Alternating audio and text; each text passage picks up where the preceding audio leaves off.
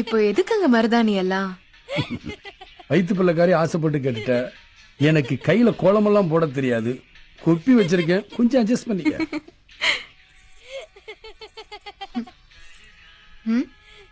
என்னடி சிரிக்கிற? என் புருஷன் எனக்கு மருதாணி வைக்கிறாரு, உனக்கு என்ன? என்னடி திரும்ப திரும்ப சிரிச்சிட்டு இருக்க?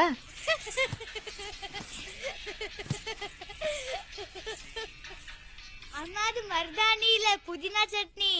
அப்பா நல்லா ஏமாத்திட்டாரு.